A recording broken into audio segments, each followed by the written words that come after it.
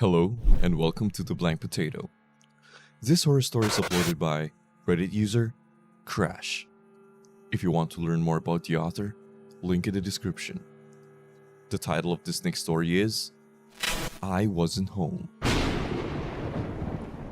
Before we start, I would just like to invite you to please like this video, subscribe if you haven't already, and click that notification bell so you won't miss any of my future uploads. So, get comfy and let's begin. My phone buzzed in my pocket. I was out at a bar, about 3.5 cosmopolitans deep, tipsy, maybe somewhat pickled, but not totally gone. I pulled my phone out of my pocket. I had one new text from my downstairs neighbor, who texted me very seldomly. "Could you quit stumping around up there, please? It's very late." I sensed the aggression in her tone. One time, I held a messy party on a Wednesday night and actually received a noise complaint from my landlord, whom she had spilled the beans to. Since then, I was cautious not to be too noisy. I stepped lightly. I told any guests to leave at a reasonable time. This was odd though, considering the fact that I wasn't even home. In fact, the bar I was in was about 4 cities over from my apartment anyway. I wasn't even in town. "What do you mean?" I texted back. "I'm not home." My phone buzzed again, before I even had time to fully put it away in my pocket. "I can hear you up there, and whoever else is with you, please, it is very late, and I'm trying to sleep." At this point, I slipped away from my friend group, all dancing, drinking, and partying, and headed outside. All the smokers were outside. I just hoped none of the men made any unsolicited remarks on my body while I was out there. There just seems to be something about a group of drunk men versus an unaccompanied tipsy woman. It's like they can't help themselves. They just have to say something. I heard a whistle from behind me. I walked a little further to get away from them and heard a "Hey, sexy," from behind me. I dared not respond with even a look in their direction. The task at hand was to call my neighbor. Hopefully, I wouldn't come across as totally delirious. Just for a little while at least, I had to mask the subtle drunkenness. She answered the phone within seconds of me dialing. "Hey," I said. "Could you just please quiet down?" she said, obviously frustrated and exhausted. "I'm telling you, really, I'm not home." "Okay then, who is? 'Cause clearly someone is stomping around up there." "No one, seriously. I left earlier today and will be back tomorrow. I can completely assure you the place is empty." I could tell she didn't believe me. "Here," I said. "Just FaceTime me for a second." "Fine," she replied. She joined the FaceTime call and I showed her my surroundings. I gave her a look that said, "See?" I think she was probably in bed. It was too dark, where she was to actually get a clear look at her face.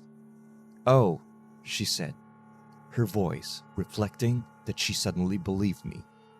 "You're sure no one is up there while you're away?" "I'm sure, really, no one is up there. Maybe you're hearing the next suite over or something." "Maybe," she said. "Have a good night." "You too," I told her, my tone annoyed with her pestering. We hung up. I walked back by the smokers and let myself back into the bar. I ignored any subsequent catcalling as I did so. It took a second to find my friends again. The music was loud and the lights were flashing. Once they saw me, I saw their hands go up. I waved back enthusiastically and rejoined the group. We continued dancing and drinking the night away. Hours later, we all fell sloppily into our hotel room in a drunken pile. We slept until our wake-up alarm in the morning. After a complimentary breakfast at the hotel, we hit the road. I was last to be dropped off. My chauffeur of a best friend pulled up to my apartment, ensuring we'd do that again sometime and have nights out more frequently. We said our goodbyes, and she drove away as my key opened the main doors. Next, I let myself into my suite on the 4th floor. Good old 412. and I walked into such disaster and disarray that I stepped back outside to make sure I had entered the correct suite.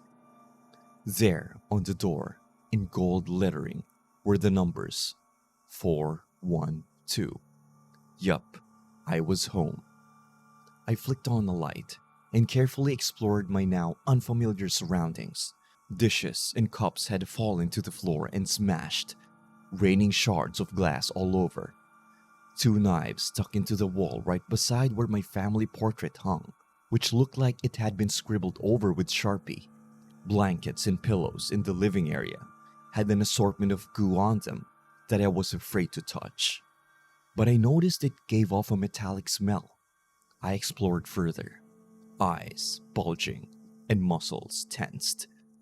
In the bathroom, the sink was plugged with a pair of my socks and filled with water. I found 3 more pairs of socks in the toilet and 2 in the garbage. In my bedroom, the final area I had to search, more of that weird goo littered my bed, some of it dripping onto the floor and becoming crusty in the carpet. My socks and underwear drawer had obviously been rifled through. I had about $250 of my cash and currency kept in my room as well. It was always stored safely in my bedside table, which had a lock on it. I found the cash in my sock drawer. The cash had obviously been moved, but none of it was taken. In a panic, I called my downstairs neighbor again. "Hello?" She answered. "What did you hear last night? What did it sound like?" "Someone has been in my suite." There was a pause of silence before she spoke again. "Huh?" she asked. "Last night, when you said there were noises coming from a suite." Again, a pause. Then she spoke. "I didn't hear anything last night. Sorry to be unable to help, but I've been away on a vacation for the past week. I don't get back until Thursday. So, I really can't help you out here. Sorry." I ran my hand through my hair.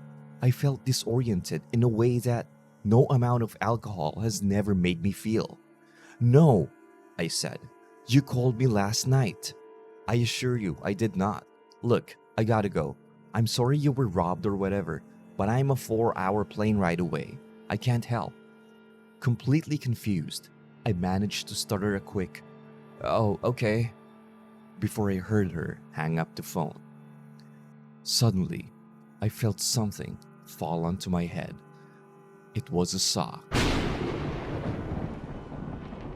If you enjoyed that horror story, feel free to hit that like button, subscribe if you haven't already, and click one of the videos here if you want more horror stories like that. And as usual, I'll see you again next time. You have a creepy evening.